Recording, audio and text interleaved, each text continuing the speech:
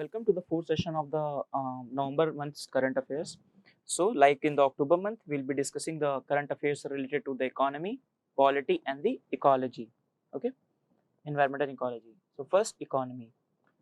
First thing is Haque expert group panel.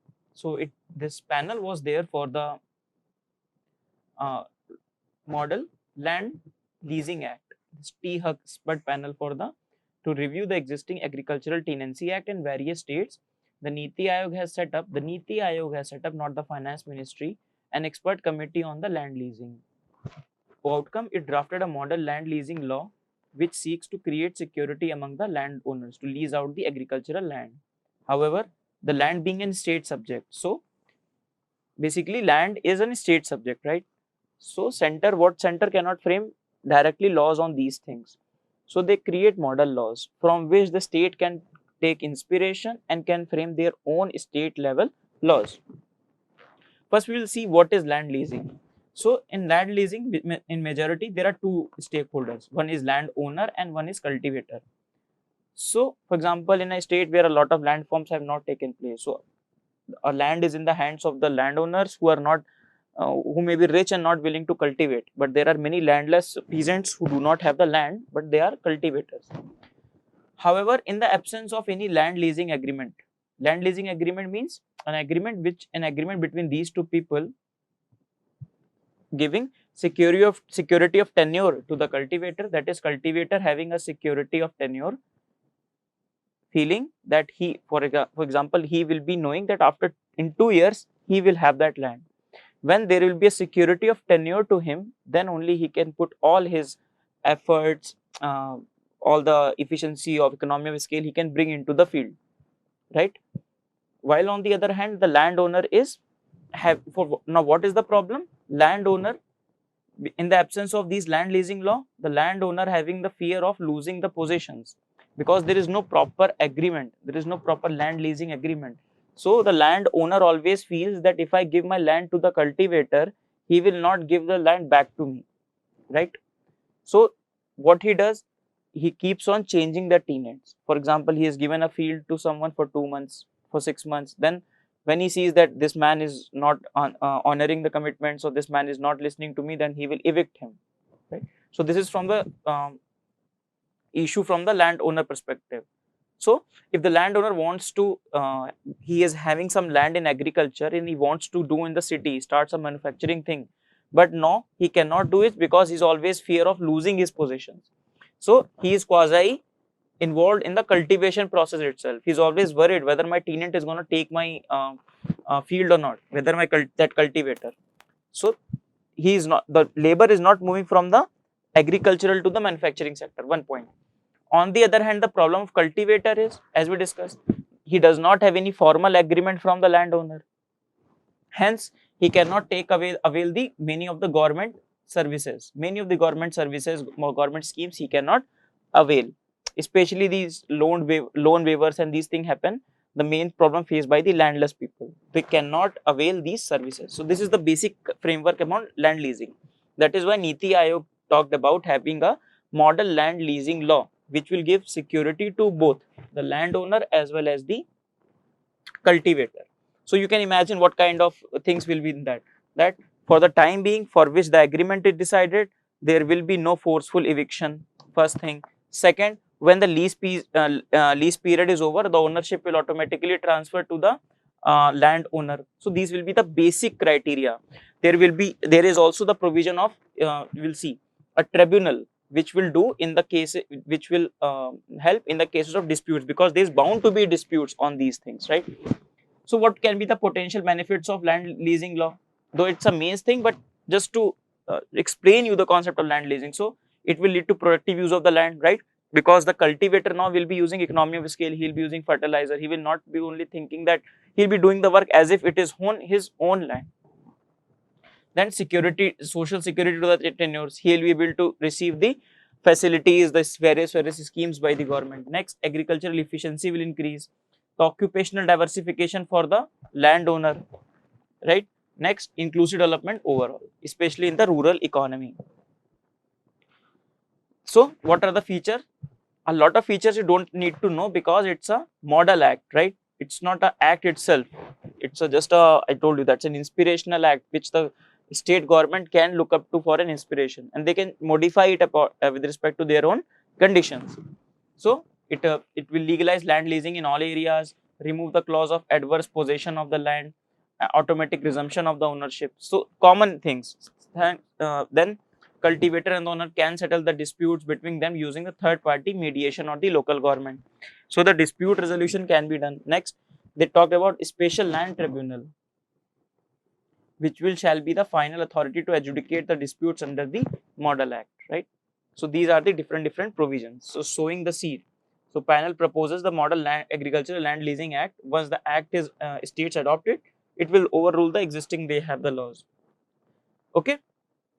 The move will lead to transfer population from agricultural to the non-agricultural area. The large landowner can lease out the land without the fear of losing the ownership right. Okay. So this is from the budget slide. We have taken our erudite series. So we propose to encourage, this is the budget speech. So they are saying that the finance minister in her speech says that we want the state government to bring out these laws within their state to reform the problems in the agriculture. So one of the law is Model Land Leasing Act. Okay.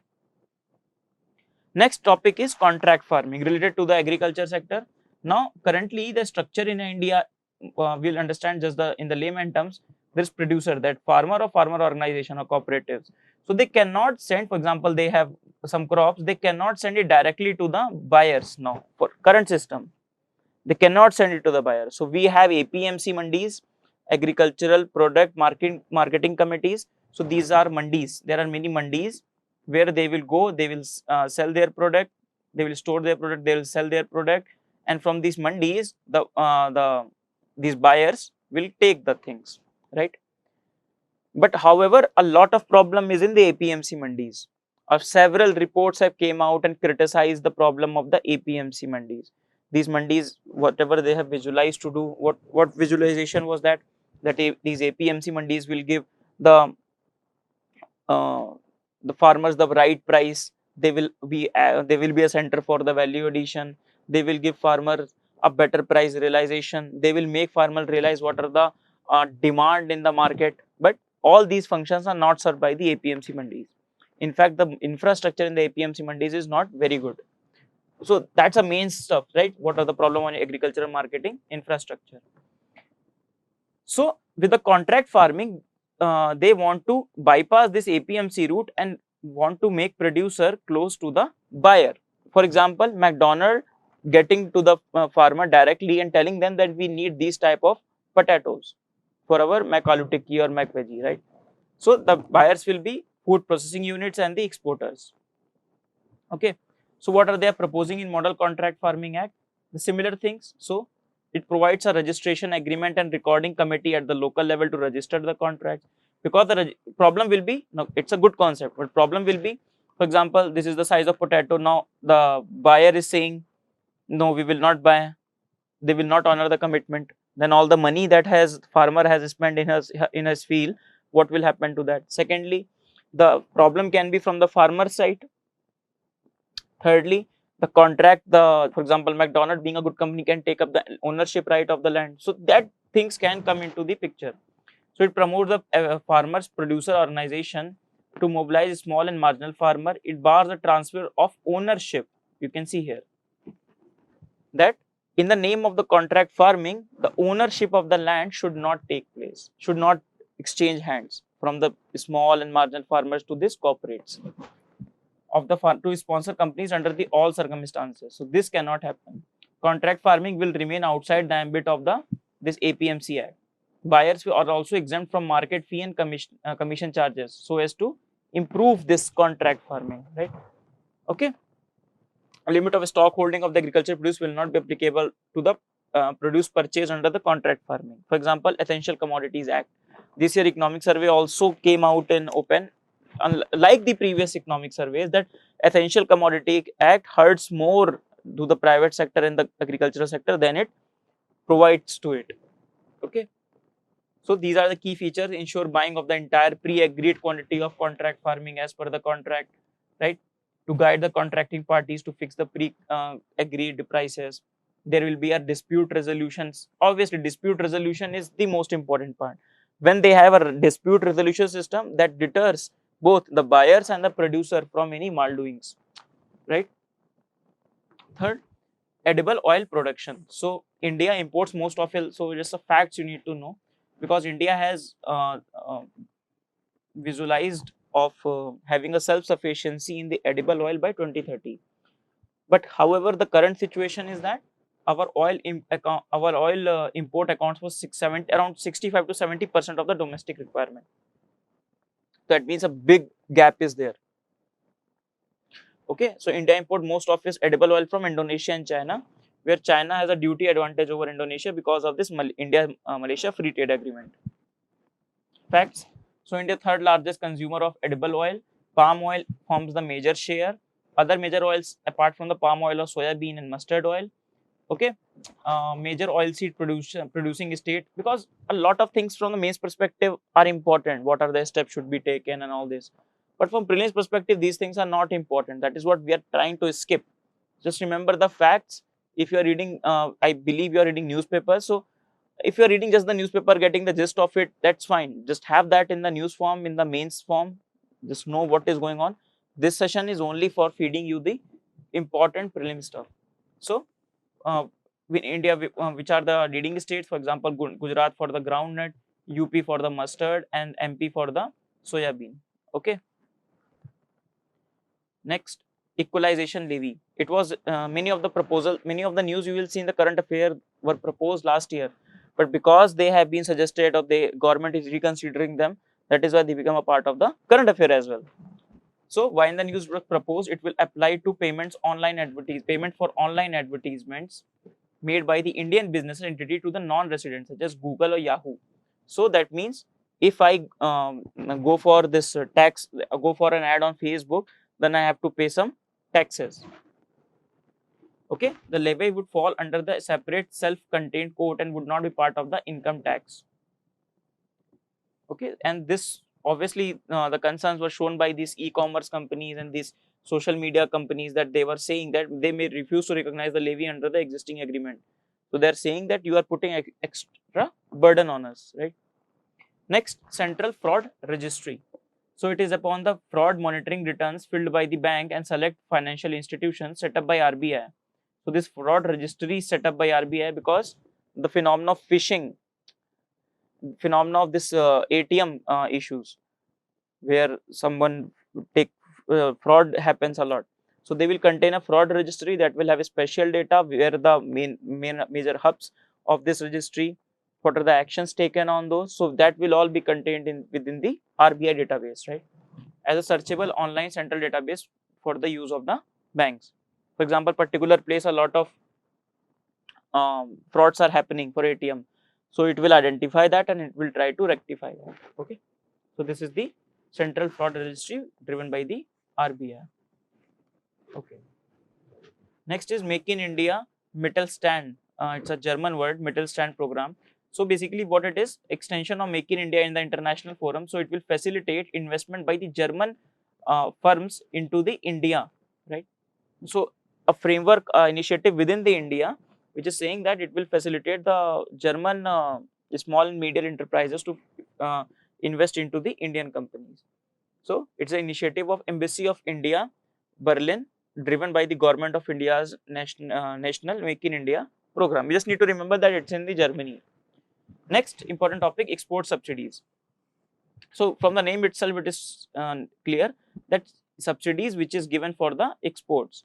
So export subsidies are the foreign trade policies undertaken by the government to encourage the exports of the goods and discourage the sale of the goods on the domestic market. It is a protectionist measure. So for example, we want to XYZ produce that we are making and we want to export it. So the government, it should ideally it should work under the market framework. Whatever the price of input, whatever the demand supply, on basis of that the price should be decided. But government is giving subsidies, right? So that is an issue. So WTO says that these export subsidies should be rationalized. For the developing country, no, developing country rationalize, and for the LDC they are allowed it. So US has fought a case against India against this. It is a protectionist measure that is seen to promote the inefficiencies and lead to high cost of consumer in the subsidizing country. Okay. So WTO determines that India's export subsidy are prohibited, must be withdrawn within the 6 months. So Indian program has gotten hit from WTO, right? So WTO rules prohibits most of the export subsidies directly linked to the volume of the export except for the LDCs, least developed countries. Why in the news? So many of the schemes they have identified within the India where they have classified those into the export subsidies. For example, this merchandise import export from India scheme, this SEZ scheme, right? So many of the schemes that they've identified that India has to reconsider it. Now Indian government is thinking to, they want to give the similar benefit but in a different route. So this is the options India, the India recast duty structure, do something. This lowering duty will affect Make in India program, right? Because if one has the export, if government is giving export incentive, then it gives a boost to the producer, to the people to take up the manufacturing or the startups in the manufacturing sector. So ultimately it will have an impact on the Make in India as well. So government is planning a rebate of the state and central taxes scheme. So for example, we will not provide these incentives, but they will provide some rebates on these taxes and levies so as to give the same incentive structure but in a different form, so as to comply with this WTO proceedings. So US has challenged India's export scheme in the WTO. Yesterday you discussed 2+2 dialogue, India between US, right? So it is one of the similar, in the similar line we can see that economic front we are facing some of the challenges, but we do not want to spill over effect on the strategic arenas. Next, coal mining in India. So first we will see timeline. So early year of independence, it was dominated by the private sector. But however, in 1973, when the whole nationalization trend was going on, so the Coal Mining Nationalization Act was passed. Okay, so everything was brought under the nationalizing. No private company cannot make it for mine these coal mines, mine these mines. Okay, in 2014, Supreme Court, however, with the coal gate scam, cancelled the mines allocation, and they have said that under this nationalization act, there is no transparency, no accountability. So in response to that, government has tried to overhaul the whole regime, and 2015 they have brought about a Coal Mine Special Provisions Act. From there, they are slowly from that act they have allowed the private sector to go for the commercial mining. So it is why it is in news. India will allow the coal mines to private companies only for commercial mining and sale purposes. Earlier, they have allowed private companies only for the captive use. So what is captive use? For example, this particular company needs, let's say 10 megawatt electricity. So they can mine this coal only to produce this much electricity, which they are themselves using. But they cannot, for example, they are making 12 megawatts. So they cannot use to 2 megawatt into the other thing. However, with this nationalization, coal sector has become highly inefficient. In fact, despite of having a lot of resources of the coal, we are not we have to import a large amount of coal from outside to meet our energy needs. And that is why we needed reform in our coal infrastructure, coal mining infrastructure. So the coal ministry will auction the coal blocks for commercial mining on the revenue sharing basis. So what is revenue sharing basis? And this revenue sharing basis model is based upon the expert committee headed by the Pratyush Sinha, who was the former CVC, Chief Vigilance Commissioner. So government is being extra cautious because earlier this coal gate scam hampered not only the scam, like it was not only another name in the scam, but it also jolted the energy sector, especially after the Supreme Court struck down all the 204 coal blocks. So what is the revenue sharing model? So revenue sharing model is basically that, for example, this business house or this private player got the right to mine this coal, right? So from the very first day, they will have some revenue out of it. They will not be in a profit. So they have to, for example, they have got the mining rights in, let us presume, in 100 rupees. Okay. So they got the right to mine the 100 rupees. let's say their overhead charges and all the charges are 200 rupees. In the very first day what coal they are mining, it is of 20 rupees. Right? So they will need at least 10 days of work, 10 days of coal to become at least at the break even. So there are two options for the government. Government one says, this is also controversy in the Reliance case. This I'll explain here. So basically revenue basis versus the production basis. Okay. So there are two cases. After that 10 days. So 10 days break even happened. After 10 days, then government say, ki now your break even has happened. Now all the cost that you have put is recovered. Now we will share the money with you, share the profits with you. Okay. So that is one option. And the other option is government says right from the first day, those 20 rupees you are getting, give us 2 rupees. Make 18 rupees, do whatever you want to do. You will get break even later on, but share 2 rupees right at the start. Okay. So earlier India was following the production based model. So what this company used to do, they used to tell that 100 rupees so we have given you for this mining rights, but this 200 rupees which is there, they are trying to sell it to 2000. They are trying to say, sir, we are having so many overhead charges, so many overhead charges. So their break even will happen not in 10 days, but in 100 days or 200 days.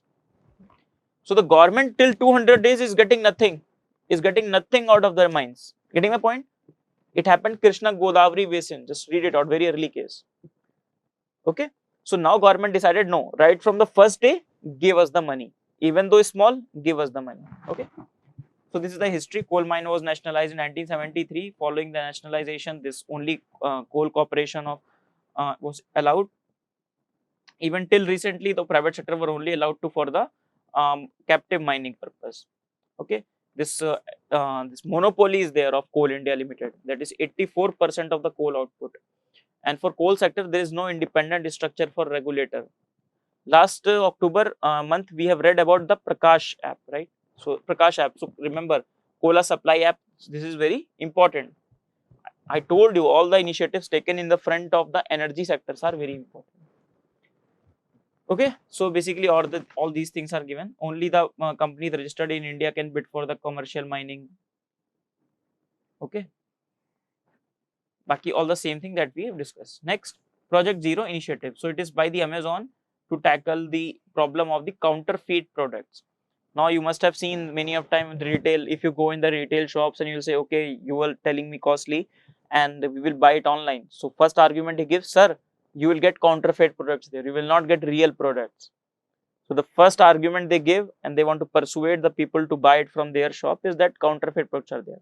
And not in that response, but obviously Amazon has come up to use the artificial intelligence Project Zero. So make zero to the counterfeit products. Okay.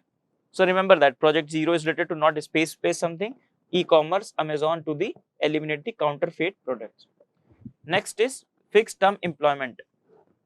So basically fixed term employment, from the name itself it is seen fixed term employment, but it is for the temporary time. A contract company hires employee for a specific period of time, not a full-time employment, specific period. It is not a payroll, not on the payroll of company, it is fixed in advance and cannot be altered till the term expire. Okay.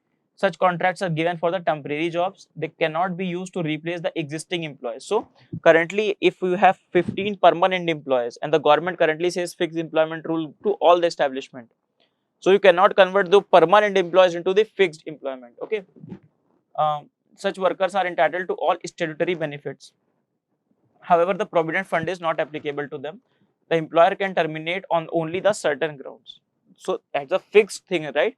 However, the certain grounds can be there, but they will be very strict things. Okay. For example, no termination notice to the temporary and the this workman. Okay. What are the benefits? There will be some problems. Hire and fire tendency will be there. However, it has come with some benefits. Why? It will persuade companies to expand. One of the problems Indian economy is facing is the stagnation of the company over a period of time. The age increases, but the size of the company is not increasing because they are not willing to expand the number of employees. One of the major reason is, if you read one of the problems of Indian economy, that is the structural reform, the labor laws. A lot of problem in Indian labor laws. So no employee can convert the permanent workforce into this thing. It will benefit the sectors, especially which are seasonal in nature. There are many sectors which are seasonal in nature. For example, sugar cutting, sugar cane sector. So they have only season, right? So it will help in those sectors. Okay. So now we have seen the economy, current affairs, 10 current affairs of economy. Now we'll move on to polity. The first thing we're going to see in the polity, there is a amendment act which has come, that is Special Protection Group Amendment Act. So basically SPG forces were there for the protection of the prime ministers and their relatives. So a lot of bit changes have been made. Overall, the argument given by the government was the resource, a lot of resources have to be kept. Some even if the threat perception is not there to the prime minister and their relatives, so then only the SPG is employed there. So with the view of revenue and so many of the this VVIP people have also not following the SPG protocol. So that is the argument given by the Mr. Amit Shah, our Home Minister, on the floor of the House. So first, bill seeks to amend this SPG Act 1988. It was formed on the recommendation of Birbal Nath Committee. Not important for you. No need to remember these old committees.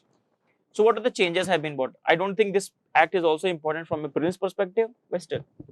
So SPG will continue to provide security to the Prime Minister and the member of his immediate family with him who are residing at his official residence. Those only which are residing at his official residence, not all.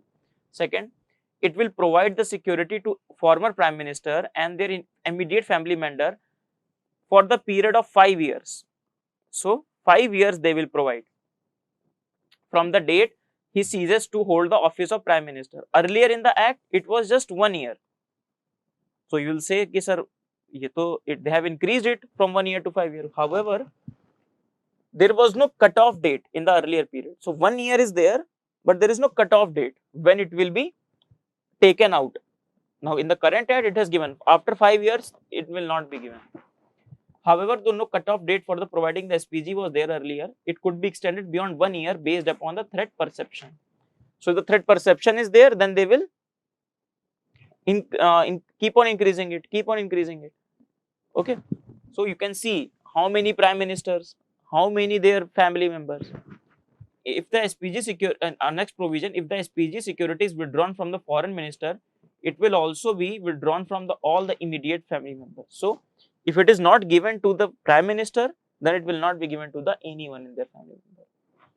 Earlier, if the threat perception was not to the prime minister but to his immediate family member, then it can be extended to him as well, him or her as well.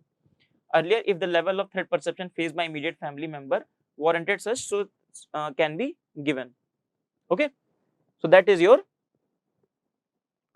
SPG Amendment Act. Next is Anti-Defection Law. So I was thinking in polity very quickly. For example, Anti-Defection Law, a big news happened, but very quickly we will also see. I will also try to cover 1 or 2 chapters of Lakshmikant very quickly, but very briskly. Not all, but the key things. Okay. So why in news? So the Supreme Court recently upheld the former Karnataka Assembly Speaker decision to disqualify 17 rebel lawmaker but allowed rebel to contest the bypoll. Now there you need to understand the first, just 1 second. First you need to understand this law, then we'll understand this case, and then what Supreme Court said in this recent law. Okay. First, the timeline of this anti-defection law. So the timeline is, you can see 1985 in the time of Rajiv Gandhi. In 52nd amendment it is brought, and it brought the 10th schedule along with it. Okay. So 1985. In 1993 this case happened, that is Kihoto Halohan case, in which Supreme Court gave some good observation, important observation with respect to anti-defection law. We'll see that. Okay. In 2003 91st Amendment Act came, which brought some changes into this anti-defection law based upon the recommendation of the various commissions. So what are the different criteria? For example, how the members can be disqualified. So one of the criteria of disqualification is the member of the political party. Example, I am the member of BJP. So if I give up the membership of the BJP, I am a member of parliament or MLA. If I give up the membership of BJP, I will be disqualified. Second, if the whip of the party says there is a 1-line whip, 2-line whip, 3-line whip, that's not, we gonna not cover here today. that is there. So whip of the party, if he says that you have to vote on the particular act in a particular way. For example, BJP recently issued the 3-line whip to the people on the CAB, Citizenship Amendment Bill. So they have issued a 3-line whip to the all the MPs that you should vote for in the favor of the bill. So if the member does not follow the party line, does not follow what the whip is saying, then he can be disqualified. However, there is a clause given that within the 15 days he can tell the whip, and if the party agrees to it, that why he is not favoring in that, why is not voting in the favor directions given by the whip. Okay. Second option is the independent member. So the MPs are not only these party people, but also the independent member. So the independent member, after becoming the MP, if he joins the political party, right?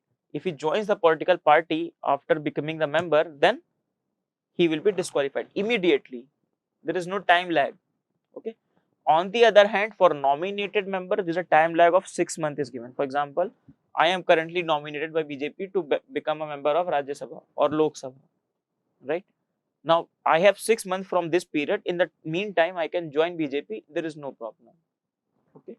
So, within 6 months, if I join BJP or if I join any other political party, no problem. However, after 6 months, if I join, then I will be disqualified. Okay. So, just remember, students used to forget this 0 month, zero no time period to 6 months. Here it is 0 and it is 6 for the nominated member. For the independent, no time is given because a lot of poaching and horse trading is done for the independent member, because there are relatively more independent member than the nominated member itself. And many a times nominated members are nominated by the governing party itself. So they are expected to toe their line. So this act came. So these other provisions also. So this act came. This act talks about that speaker, the deciding authority will be the speaker. Deciding authority will be speaker. Okay. So speaker will decide on the idea of non-defection, right? And this is one of the controversial aspect of it as well. So, but in this case, Supreme, and also it was written that speaker, the power given by the to the speaker under this act cannot be cautioned into the court. What logics the government must have given? That it will erode the parliamentary sovereignty, or it will encroach the judiciary encroachment into the parliament, which is against the separation of power. However, Supreme Court in this Kehoto Halohan case is categorically said that speaker, while deciding on this nature, on deciding on this case of anti-defection, is acting only as a tribunal. We'll see tribunals today. So speaker is acting as a tribunal. So when he is acting as a tribunal, he or she is acting as a tribunal, it is applicable to the Supreme Court or High Court. The appeal can be given to this courts. Very easy. So if the speaker has made a decision to disqualify a particular candidate based upon the this anti-defection, then Supreme Court or High Court can make a decision based upon that. Okay, very easy. So what happened? First, we'll see this case. So basically, in July, this 17 MLAs from this in Karnataka. This is a political story, but you need to understand. So 17 MLA from two parties, Congress and JDS, in the Karnataka, voted against the party and they submitted their resignation to the speaker. Okay. Now, speaker not only speaker does not accept their resignation. So resignation is not accepted, and he disqualifies them under the Anti-Defection Act. So he disqualifies them under that you are no longer the MP, and then MLA. Sorry. Then third provision, he says that you cannot contest polls by 2023. These people, this 17 MLAs, they cannot contest the election. So they were by polls were supposed to be done, because their seat will be vacant. So there will be no they will not be able to contest any poll till 2023. So this was the speaker's ruling.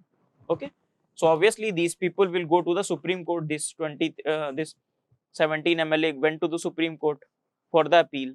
So Supreme Court made some decisions, and that is what we need to see.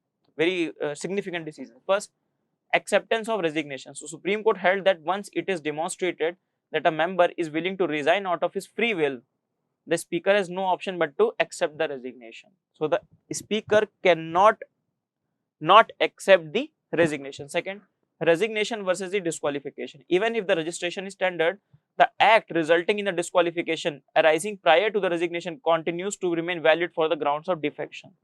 So for example, they have voted against their party line before giving the resignation. So their act will be valid. Thus, Supreme Court said that you will be disqualified under the anti-defection. Right? Getting the point? Third point, period of disqualification. Supreme Court rejected the speaker's order to disqualify these MLA till the end of the assembly election in 2023. So Supreme Court said, from where, speaker, you got the authority to tell them that you cannot contest election till 2023? You just got the authority to decide on the anti-defection. So he said the speaker does not have the power to either indicate the period for which the person disqualified, nor to bar someone from contesting the election. So speaker cannot do that. So this is the good judgment of the Supreme Court.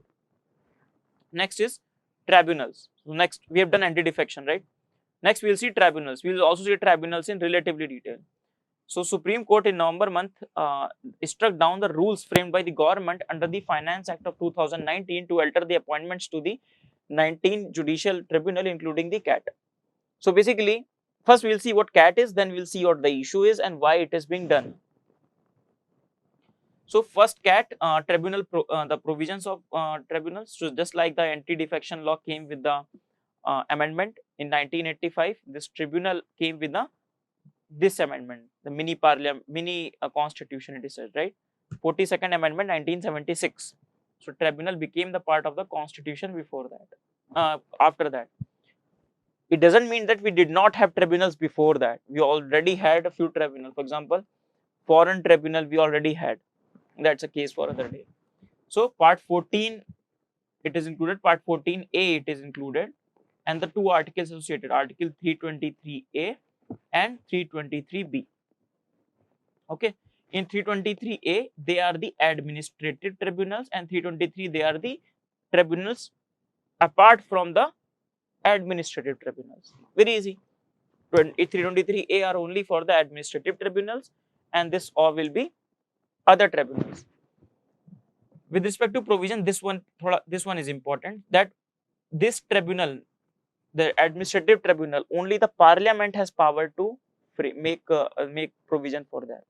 Remember that parliament has power, not president, not constitution. Constitution just gave in the provision. State legislatures do not have that power. That is why I've crossed it.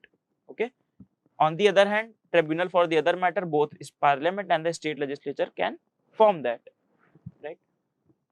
Now, in accordance with that, parliament has passed the Administrative Tribunal Act 1985. From that, they have formed CAT, Central Administrative Tribunal, SAT. Few of the state have formed SAT. State have requested parliament, right? So State Administrative Tribunal, and lastly JAT, Joint Administrative Tribunal, if need arises. Okay. In 1997, a case also happened in Supreme Court challenging the unconstitutionality of challenging the thing that tribunal's order cannot be questioned in the court. So in the Chandra Kumar case, very significant judgment, Supreme Court have given judgment, the provision which excluded the jurisdiction of High Court or the Supreme Court is unconstitutional. In this, Supreme Court again reiterated its basic structure doctrine, telling that the judicial review is the part of the basic structure of the constitution, and these tribunal act cannot, these tribunals cannot take away that. So the tribunal order can be overseen in the High Court and the Supreme Court, right? So first we will see about tribunals and what is the case. So basically, if you see what is the need of tribunal, so basically judiciary, there is judiciary and this is executive. Separation of power says that those should be separate, right? So judiciary is very backlogged with the so many cases. So this is judiciary, right? And also cases are too many. They also do not have the expertise. For example, a case has to be dealt in the environmental law or income tax specific case. So technical knowledge is required. Okay. And one of the reasons for cases to be higher that they have bound by some courts, procedure, evidence act, this act, that act. So that is why a lot of backlog on the judiciary, right? First thing.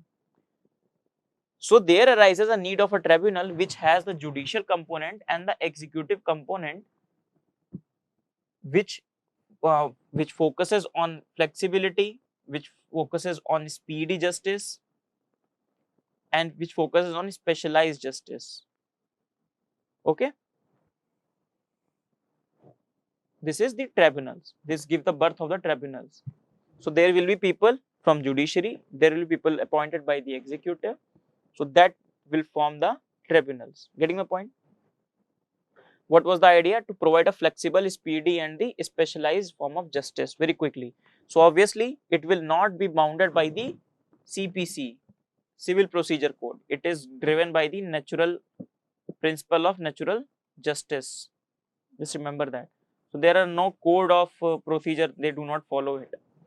Also from this you will see what the problem with the tribunal, but we are not discussing the problem because that is the main thing, right? Main thing. So this is tribunal. Now with 2017 Finance Act, the central with so many rules, central with the Finance Act has amended those rules saying that the tribunals will be like the terms of condition of these people, those will be heading the tribunals. Those who head the tribunals, they will be appointed by the central government, and these rules, the salary, the appointment will be done by the central government. Now catch is that many of the cases that these tribunal head are from the one of the party is government itself. You must know that government is also the party to the case. One of the two parties is the government, and government is also appointing the judge or the head of this tribunal who will give the judgment on the party. So there is a conflict of interest straight away. So that erodes the separation of power, and that exactly Supreme Court said when they stuck it down. When they stuck this down, this Finance Act 2017 some of the provisions of that, by saying the same argument that it erodes the idea of the separation of power. Executive is going into the domain of the judiciary, right? With respect to mains, the topic of tribunal is very important. I think it is asked also 2018 or 19, it has been asked that what are the problem with the tribunal, because that year Law Commission report also came on the functioning of the tribunal. So the Law Commission recommended to have a NTC, National Tribunal Commission, right? So that NTC is not till now formed. NTC will provide with all these things. They will provide a precedence that we should not give judgment based upon these. Natural justice is fine, but there should be some minimum standards. So they will do this, they will provide the infrastructure, they will rationalize. But that's a more main stuff structure.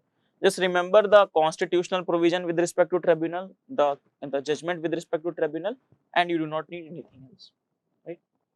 Next, a case is in the news, Indian Lawyer Association versus others versus the state of Kerala. So this case was for the Sabrimala judgment it is there. So in 2018, a very judgment of 4-1 majority judgment came for the Sabrimala, ruling setting aside the decade-old restriction on the entry of the women in the reproductive age inside the Sabrimala temple. And after that, a lot of protest happened in Kerala as well against this judgment. Now, again, people have petitioned about it. Now, Supreme Court finally has taken into account, and they have formed a 9-judge bench, a big decision is will be expected, where they will not only take up the case of Sabrimala, but also the similar cases in the other areas, some similar practices which are shrouded in the name of the tradition. So they will also understand the constitutionality of it. So whether the test of essentiality, whether that practice is the part of that particular religion or not, there the judiciary will give a comprehensive judgment. So look out for that, because that will be a part of your case studies or the GS2 paper. Okay. So with respect to that, you just need to know that this case was there. The name of the case sometimes we used to forget because everybody Sabrimala verdict. So sometimes we tend to forget the name of the case itself. Right. Next is Subhash Agarwal case. Okay. So again, Subhash Chandra Agarwal is an RTI activist. So basically, what is the judgment in this Supreme Court said that the office of Chief Justice of India will be a public authority under the RTI. Simple. CJI will be the part of the RTI. Now this story is been from the 2007. This story is rolling out. Mr. Subhash Chandra Agarwal has requested some of the documents from the Supreme Court, and Supreme Court replied that it will not be. You don't need to know a lot of story. Just the background of the story helps you to build the case. So Supreme Court replied that we cannot give this information because CJI is not under the RTI. He is not the public office. Secondly, this Mr. Agarwal went to CIC, Chief Information Commissioner. So CIC ruled in the favor of this. Not ruled. They have opined or they have given the ruling that CJI will come under the Supreme Court. Finally, after all this, so Supreme Court finally took into the cognizance of the case and finally ruled that CGI will come under the public authority. So CGI, this on whether CGI is public authority, the judgment said that Supreme Court of India and the office of CGI are not two different public authorities. The Supreme Court includes the office of Chief Justice of India and other judge as per the Article 124, and hence if the Supreme Court is public authority as per the section 2H. So remember, section 2H of RTI is also important, which decides which are the public authorities. Okay, because the question can come that this section 2H of the RTI is related to what? So is the office of the CJI. So giving that logic, Supreme Court has said that the office of CJI will be public authority. Along with that, he have to publish the assets in the public as well. Next, Article 142 in news, because in the November month this very big Ayodhya judgment came. I don't think it is important from a prelims perspective at all. What are the story of Ayodhya? Very controversial. It will not come, and we don't find any good prelim stuff in that. However, Article 142, the Supreme Court has used categorically Article 142 after giving the whole judgment to maintain the social order and the peace. They have they have given the judgment. Just one second. What Article 142 is basically allows the Supreme Court to pass any order necessary for doing the complete justice in any cause or matter pending before it. So it is an extraordinary device given to the Supreme Court. Okay. So the Supreme Court exercised this article to direct that 5-acre alternative land will be given to the allotted to set up the mosque. So on the one hand, Supreme Court gave the verdict that the whole land will be given to Ramlala Trust. But however, in the spirit of social harmony and all this, under using the power under Article 142, they have given the 5-acre land to the Muslim to build up a mosque. Right. So it is the Article 142. So the Supreme Court can issue any such decree or make such order that is necessary for doing the complete justice in any case or matter pending before it. Okay. So with this, we come to end of our polity discussion. Now we will see the ecology part, the last part. So the first current affair that we're going to see in ecology is SILAM, that is System for Integrated Modeling of Atmospheric Composition. System for Integrated Modeling of Atmospheric Composition. So basically, it's a model, dispersal model, pollutant dispersal model developed by this Finnish meteorological institution, and it is calculating whether Delhi's deadly smoke will choke the southern states or not. So it is trying to deliberate upon that. It is trying to come up with a study on that.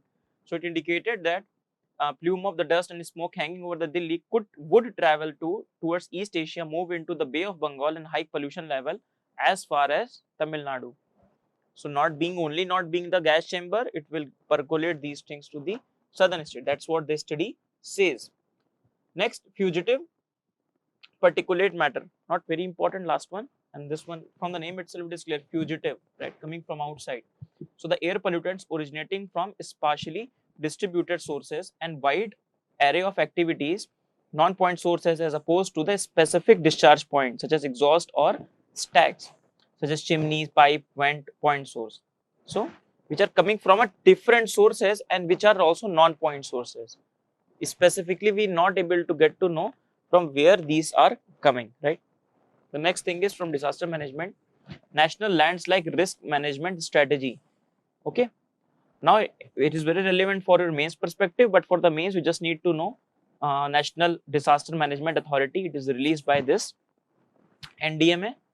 Okay, next, Geological Survey of India has created a landslide zonation map of India. Already that map is there, and NDMA guidelines are being followed for landslide hazard zonation maps and the progressive larger scale for specific areas.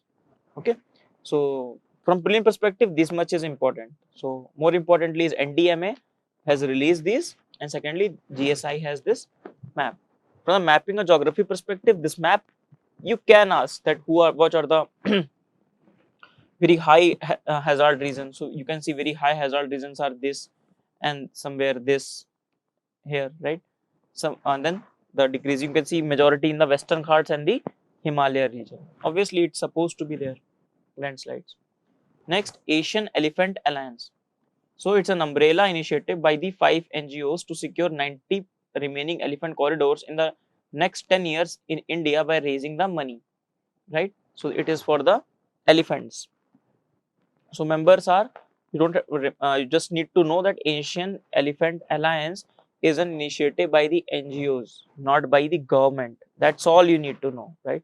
Because many a time we think many of the initiative that we have seen, Tiger, there's GTI last time we have seen, um, Global Tiger Initiative, Global Tiger Recovery Program, all this we have seen. So it is by the NGOs, not by the World Banks or by the governments. So members are Wildlife Trust of India, Elephant Family, another NGO, this IUCN Netherlands, World Land Trust, and International Fund for Animal Welfare. You don't need to remember those. Okay, just need to remember that Asian Elephant Alliance, which is a joint venture of NGO aiming to raise this much money for the elephant corridors. So you can, in the NGO, in the mains example, you can write these stuff, right? It will give variety governance, taking also the concerns of the environment. Next, mission innovation. This one is important. So basically, the aim was to accelerate the global clean energy innovation. It started into COP21, the landmark UNFCCC COP that happened in Paris. It was announced by the leader of 20 countries that have shared the desire to accelerate the global clean chain energy innovation during the COP21. In India, nodal agency is DBT, Department of Biotechnology, under the Ministry of Science and Tech. Okay, so DBT under the Ministry of Science and Tech is tackling the mission innovation. So this is the Mr. Modi, you can see here. Next, World Climate Research Program. So 1980, it is in the news. All the climate related organizations, sometimes because of the initiatives they are taking, they're always remain in news. So make a list of it. What are the climate related organizations are there? Because UPSC in the last 2 to 3 years have asked question twice on those. So to coordinate global climate research, joint sponsorship of WMO, World Meteorological Organization, International Council for Science, ICSU, is sponsored by the Intergovernmental Oceanographic Commission, IOC of UNESCO since 1993. Okay. So what you need to remember, that World Climate Research Program, not related to UN, not intergovernmental. These things just you need to remember. This question, they will not provide these options. They will provide you, like, that is a high probability of providing the examples like UN is there, UN is involved, or it is under the framework of UNFCCC, right? So just keep in mind that these things are not under this formal big agreements. These are relatively peripheral in nature. Okay. Next is Virtual Climate Summit. So it's a brainchild of Martian Island. Took place online. It is carbon neutral. That is why it took place online. First global political meeting to be held online. So to encourage to keep the global warming to 1.5 degrees Celsius above the pre-industrial level. Actually, Greta Thunberg said a very profound thing, that leaders are coming all over the world to discuss this climate change thing, and what they are coming through aeroplanes, which themselves are very carbon guzzling, right? They put so much of carbon dioxide and the other greenhouse gas into the atmosphere itself. So it is a hypocrisy on the end. She said that. That's a profound thought, and she took a carbon neutral journey from Europe to America, I think, if I'm not wrong, just to showcase that one should really care for that, right? Time for action is now. So a very emotional speech she has given. Times Person of the Year, right? Organized by the Climate Action Network and Climate Vulnerability Forum. Okay. So it sustains and amplifies support and momentum successful conclusion of the 2018's Telenova Dialogue. Telenova Dialogue. So what is Telenova Dialogue? Telenova Dialogue, it is a Fijian term when the Fiji took up the chairmanship of this COP. So when this one, at this COP23, this Telenova Dialogue was famous to finalize the agreement before 2020, before the Paris Agreement goes into the implementation stage. So we have a process in the Fiji, he's saying. So it's a process in the Fiji. It is known as Telenova.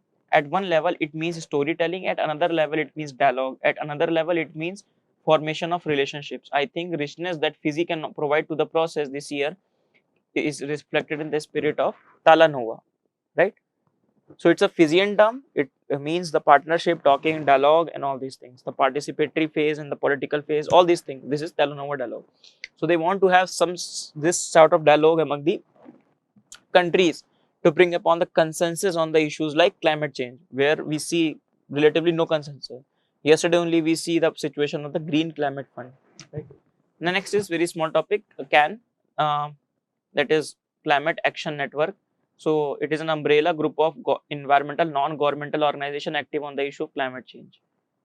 Just we have covered it, and that's fine. No need to put a lot of brains into it. I also prefer you not to make notes of these notes. They are already in the very notes format. Okay, it will take a lot of your time. I'll suggest you to revise it through PPT, your laptop, your tabs, or your phones. Climate Vulnerable Forum, formed in 2009, a global partnership of countries that are disproportionately affected by the consequences of the global warming. India is not a member but a observer state. So remember that India is not a member but an observer state. In fact, Afghanistan, Nepal, Bhutan are its member. Next, so this is international partnership of country highly vulnerable to the warming planet. More importantly, India is not a member, then itself is a big news, because India is almost member of especially these initiatives. Next is roadmap is released by India Smart Grid Forum for the energy storage system. Right from the October month, I have been telling you that this energy initiatives, whether it be shale gas or whether it be electrical vehicle, whether it be lithium triangle, they are very important. Lithium battery. So Indian Smart Grid Forum has prepared a report titled Energy Storage System Roadmap for India for the period of 2019 to 2032. So these energy storage systems are the technology or the systems in which electrical energy is loaded in by necessity, can lately be discharged into the network. So basically energy storage everybody knows, and one of the problem of the renewable energy has been the problem of the energy storage. Not being able to store energy has been one of the issue with the renewable energy. Okay, so that is why they have come up with a roadmap how to make sure that we have sustainable sustainable resources to store energy. Okay, so this Smart Grid Foundation is a public-private partnership initiative of the Ministry of Power. So remember that, Ministry of Power. Okay, so Smart Grid Foundation, Smart Grid Forum. So key areas of energy storage application will be integration of renewable energy with transmission grid and distribution grid. Right? For example, solar power. One of the problem with the solar power is deficit in the one time and surplus at the other. So how to bridge the gap? The storage system is need to be taken place, right? Next, setting up of rural microgrids to diversify loads and standalone system, developing a storage component for electric mobility plans. We need big batteries. We need batteries in which the electrical vehicle. One of the downside of electrical vehicle is non-availability of the electrical charging infrastructure. So how in the long routes you will take with the electrical vehicle? Okay. Next, very famous species and one of the favorites of UPSC is also olive Ridley turtle. So It is the smallest and the most abundant of all the sea turtles found in the world. It is found in the warm waters of Pacific, Atlantic, and the Indian Ocean. It is known for its mass nesting that is known as Aribada. So in the UPSC, if not olive-related turtle, these words can be asked. In the test series, you must be coming across these words, Aribada and all this. Status, IUCN status vulnerable by IUCN red list of sites. Type is carnivores. Government measures, these two measures are important. Operation Oliva,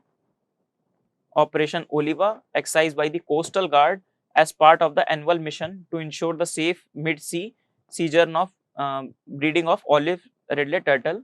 Operation Save Kurma, the species specific operation on the turtles by WCCB. In fact, they have been given a prize also because of this Operation Save Kurma, right? For this olive redlet turtle, they have taken this operation. So drones, now what the other steps are taken? The drones to count the track nesting olive redlet at the Rushikulya beach.